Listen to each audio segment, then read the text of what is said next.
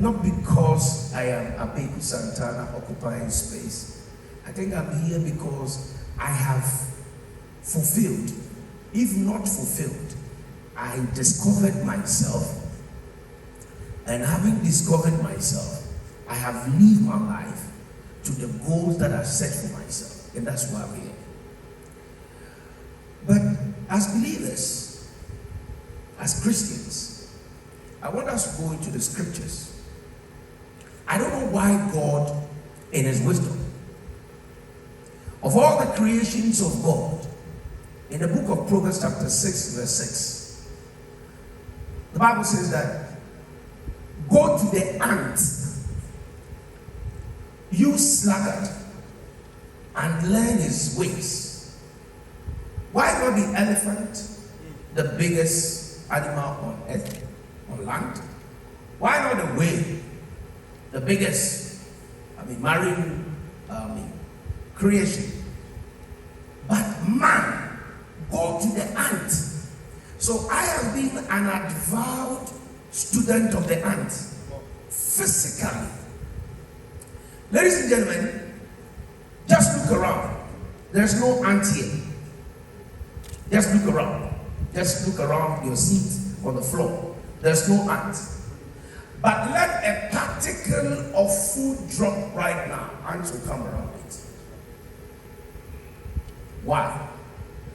So I needed to understand the scripture. Why I should go to the ant? So in my house, at home, I study ants. In fact, I have this wooden ark in my living room, which for the past 10 to 11, 12 years, ants have been chewing it. And with time, the ant will collapse the wooden structure. I have a PVC aluminum window that ants have penetrated through it and come from my garden, which is behind the window, and enters into the room and find its way to the kitchen to pick food particles to its habitat or colony. So when the Bible says that go to the ant and learn his ways, I decided to go to the ant and watch it practically. And I learned a lot from the ant. I learned sacrifice.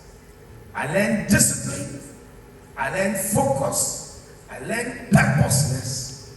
I learned resilience. Now, if you see the ant right now, you attempt to kill it. When you see the ant also carrying a particle of food to its colony or habitat, sometimes you might mistakenly step on it. And when you step on it, you break the convoy, that protocol, you break it. Some ants will now then decide to sacrifice, to fill that void for the rest of the ants to carry the food particle to the colony. Why? Because they are living ahead of time. And that is the sacrifice I'm talking about. When the ant is carrying the food particle to its habitat and meet an obstacle, whether water or any obstacle, some of the ants will sacrifice for other ants to carry the food particle over it and take it to the colony. The developed countries that we have dreamt and admired to visit is as a result of sacrifice of their ancestors and forefathers. The reason why we are wallowing up in poverty today is because our fathers, our ancestors failed to sacrifice for us. The Bible says that a good father leaves inheritance for his children's children. It's as simple as that. Even today, our leaders are not sacrificing. So there's a lot of wisdom in this ant mythology that God, in the book of Proverbs chapter 6, verse 6, says we should go to the ant. The mind of the ant is bigger than the brain or the mind of an average, excuse my language, Ghanaian or African. Because if the ant can foresee that there's going to be a season of drought, if the ant can foresee that there's going to be a season of rain, that it cannot come out, and therefore I need to work hard now, then we should ask ourselves. I've seen the road expansion going on over here, and some buildings are going to pull down. But go and check it. Those buildings were built not too long ago. Yesterday, when I came before the seminar began, I told my driver, let's turn around. I want to get something to munch because I've not eaten the whole day. But along the way, my mind changed. That let me go and check my property around. And I have a property around 18 years ago at East Bygone, Ghana. 18 years ago, I hardly go there. But because I happen to be around, let me go and check how the property is doing. 18 years ago. Now, if you can foresee what is going to happen the next 20 years from today, then you'll be a great person. God has given us 24 hours. The time doesn't change. It changes by, the location of the destination of the country on the equator, either on the longitude or the latitude. So, but we all have 24 hours. This is how the time is calculated. Those who know science. The sun is static. The sun does not move. The sun is 366 times bigger than the earth. The moon and the earth and all other planets revolve around the sun. And that's why those in some of the Far East believe that the sun is even God. And they worship the sun.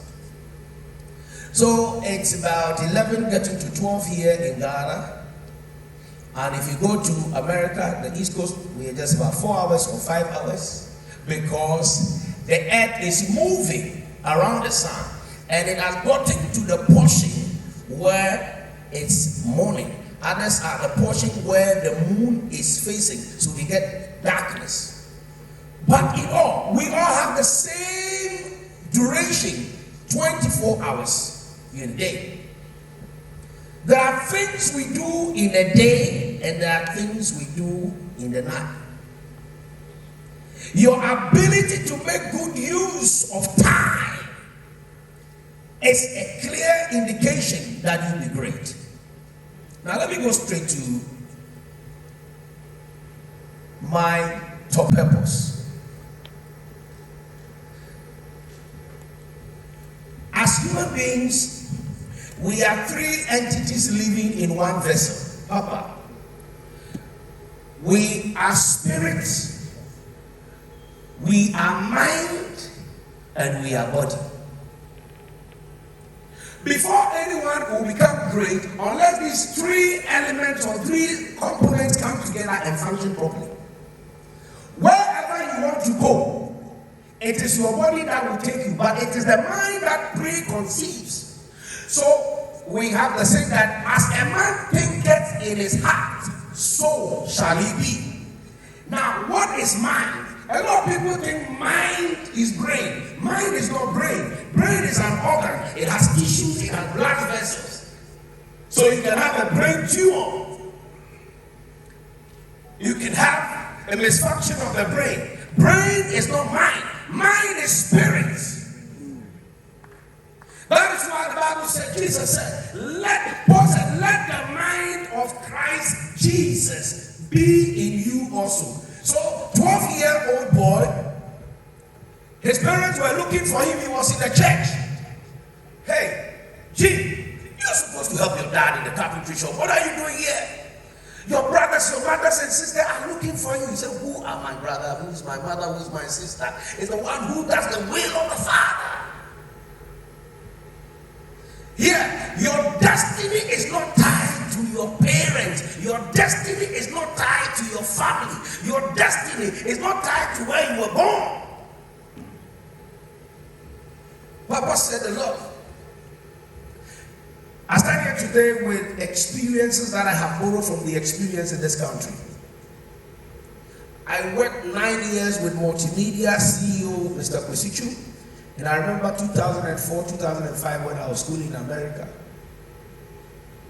He came all the way to New York to visit me, and we're in downtown Manhattan having a lunch, and I remember vividly what he told me.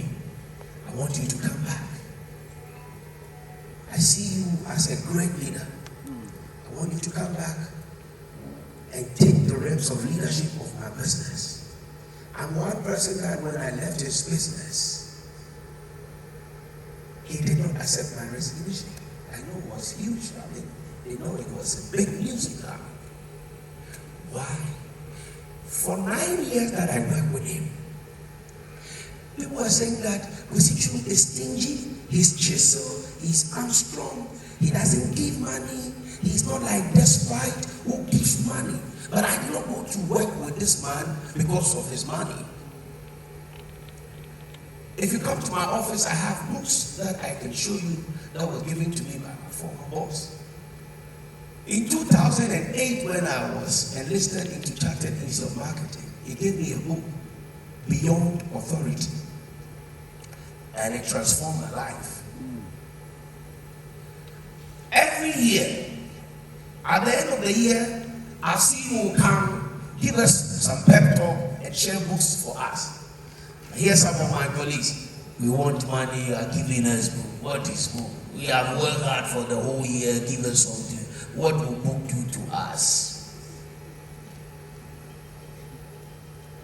And it confirms the notion and the saying that if you want to hide anything from the black man, oh, you can continue.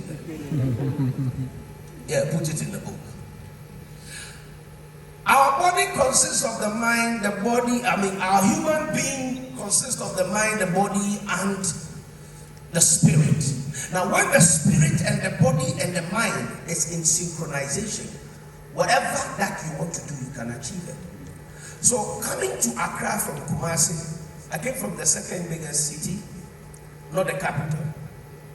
And I told myself that I will become a national icon within 6 months. As passionate, as resilient, as committed that I was at the time, in the year 2002, I found myself doing so many things because I did not want society to define me, my boss to define me. I did not want anybody to put a limitation or a cap on me. I had made it a decision that I want to become a national icon. Even though I'm coming from the smaller city into the capital, I had determined. It was a decision in the mind. So the body moves according to the decision that the mind has made. Failing to decide is a decision. So you wake up in the morning and you spend about 4 hours on social media. It's a decision. That is where your mind has decided the body should be, and that is where it's there. Now, I remember vividly that when I returned from America and set up my private firm, I started with a media marketing agency because that is where I had my strength and experience. In 2005, I got an office around Circle Kokomleble, and I set up my firm. I didn't even have an office before. I had just a laptop and a printer in my car.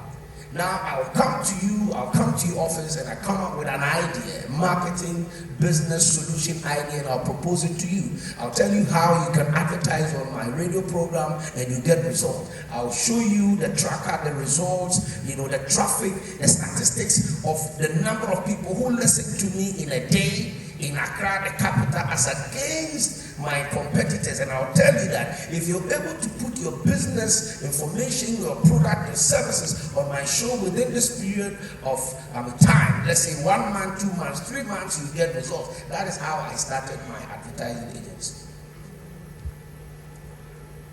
Now, when I come to you, I come with solution. I will come with idea. earnest chemist for 15 years. Now, today, a lot of you see earnest chemist supermarkets in our communities, our neighborhood. I remember in 2004, in fact 2005, when the government introduced, this is what this entrepreneur said in one meeting at Cantonment with the founder of this hotel at Bygone Cantonment, Mr. Kwame Fosu's hotel. Alisa Hotel was then at Bygone, and I had the opportunity to be around them. And he said, let's come and think of this. Government is going to introduce free health insurance policy. Now, those who come to our pharmacy shop to buy medicine are the poor people. The poor people don't go to hospital. They always go to the pharmacy. When they are sick, the first point of call is the pharmacy shop. Now that government is going to introduce this policy, they might not come to us because they know they have a health insurance that can take them to hospital, which is one-time payment that the government has paid for them. Now, government also buys from us, meaning that if government introduces this health insurance policy, he is going to take the product from us on credits, which might take time before he pays. Let's convert our pharmacy shop to a supermarket so that when you come there, it's not only drugs, but you can buy anything, including sundries. This was as far back as 2004, 2005. I happened to be around it, and I picked this wisdom nugget. I've worked with Zoom Lion for more than 6 to 7 years. I was his communication manager for one of his partnership programs with government on local enterprise and skills development program as communication manager. I realized that the man had more than 1,500 workers. He had businesses in Angola, in Zambia, in Togo, in Benin, in Cote d'Ivoire, in Nigeria, and in Ghana.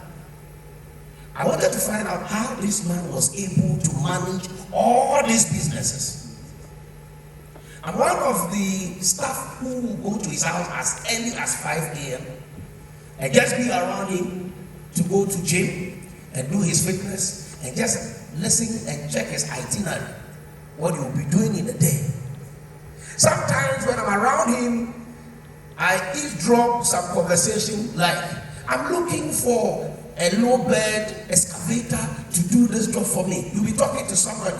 Then I realize it's a problem.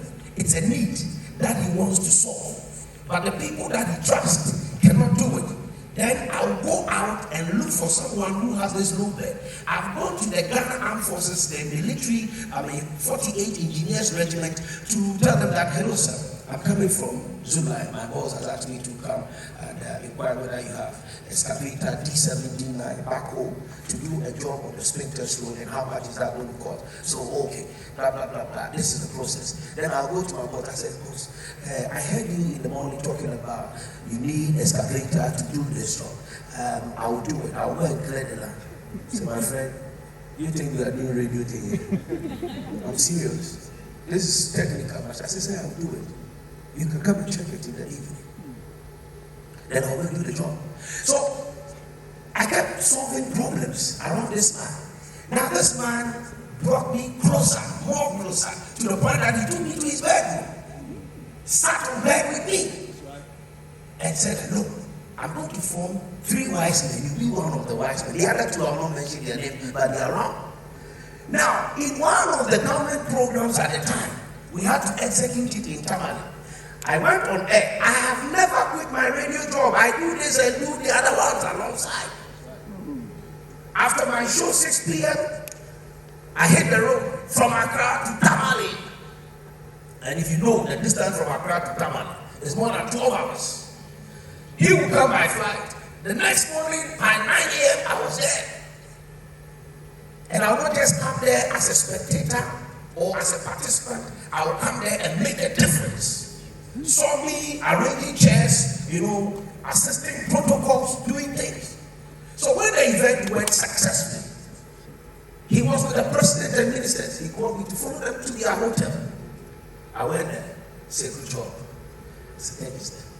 said, when we go to Accra, finance minister to go and ask him to attend the function. I went to graphic to ask for a front page, the National Day, to get a front page caption for a private businessman, commission.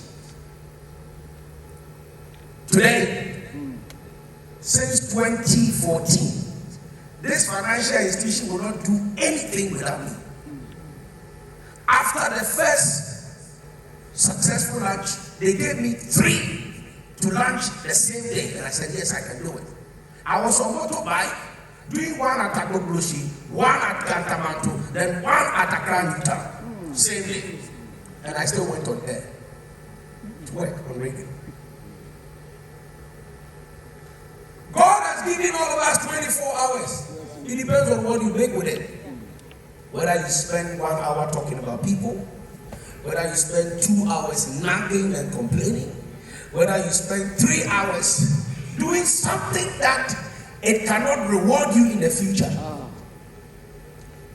It's your own decision.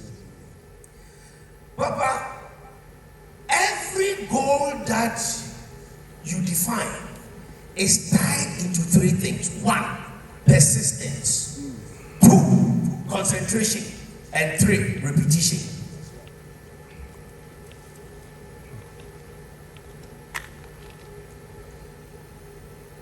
Visions are not dreams. Oftentimes I hear people say that I will do this, I will do this, I will do that. If you have an idea of what you want to do and you don't have the knowledge, you don't have the ability, you don't have the skill to do it, it's just a dream. Those of you who study project management, any project must have a start date and an end date. If you start a project and you don't complete it, it becomes a program. It's not a project. That's why there are a lot of uncompleted buildings around. It's a program. It's not a project. You must start and end it. No mountain is too high. No river is too deep. No problem is too big. It all depends on your ability to think. If you think you can win, you have won. If you think you can win, if you think you can win, if you live here today and you have that mind shift, that transformation, that renewal of your mind, that you are a winner and that you will make a difference wherever you are, if you believe that, it must reflect in your attitude. I have said that if you want to succeed, there are 3 things that you need. 1, you need attitude. 2, you need skills. And 3, you need knowledge. Now, the attitude consists of about 60%. The knowledge is just about 25%, and the skill is 15%. It means that if you have knowledge and you have skill, without the right attitude, you still remain where you are. That's why people have studied economics, PhD, they are doctors with, professor emeritus and emerita in economics, but there's nothing that they can prove to you that they have done. I have stopped displaying my educational certificate on walls. Because educational certificate is just a proof of completion of a course. It is not a proof of competence. Yep.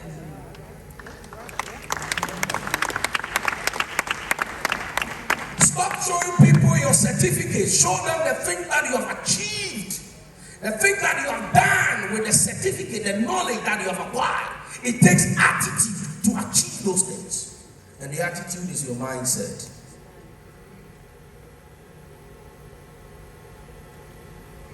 Of all the creations of God, the only creation that has progressed from primitive days to today is the human being. Dogs have remained like dogs.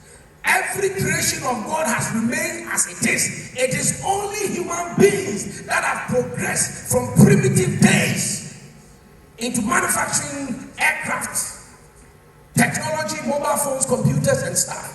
It all depends on your mind, your ability to think, reason. The mistakes of our ancestors, the mistakes of our fathers, for us the youth, it is a learning curve for us. Bill Gates was in South Africa, University of Pretoria, 2016, and he said that the problem with African youth is the way their mind thinks. The youth of today are thinking about sex, food, fashion, clothing. There are stages in a man's life, and I'll be coming to the end of my presentation. That is what you need to know. I have encountered. I realized that they discovered themselves in their 20s.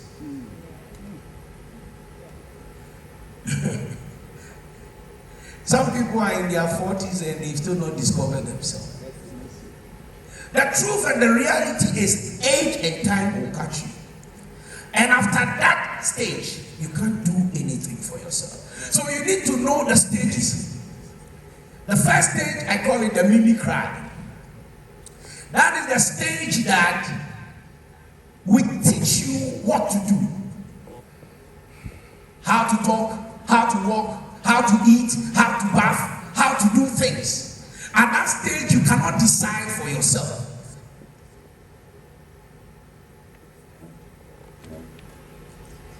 Let's appreciate our Papa, Reverend Julian.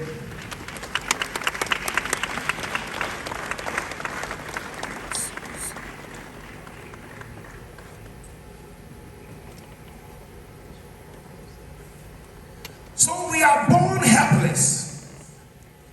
We are born helpless. When you are born, it is important to know the two most important stages in a man's life.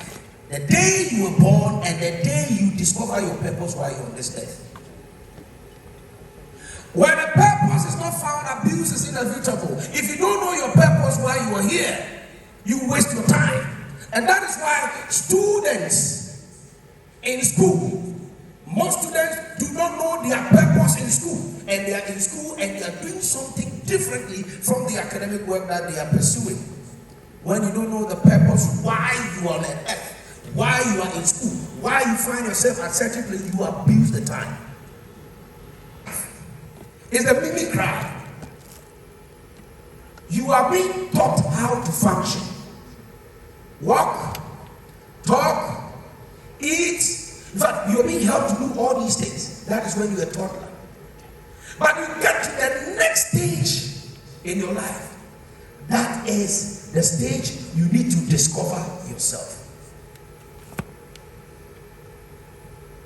You need to discover yourself.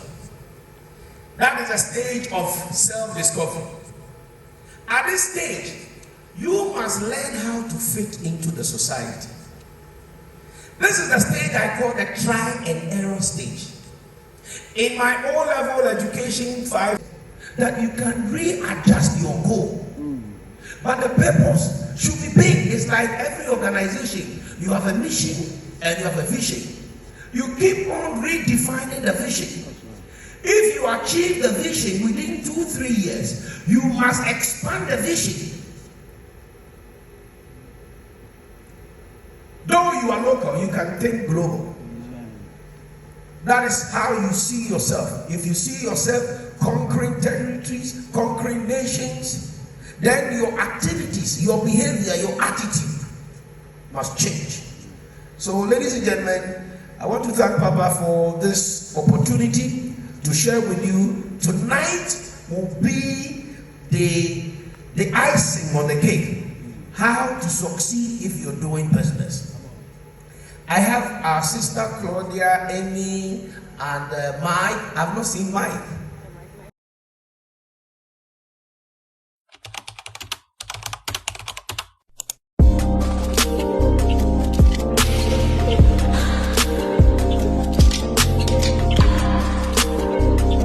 Open your eyes.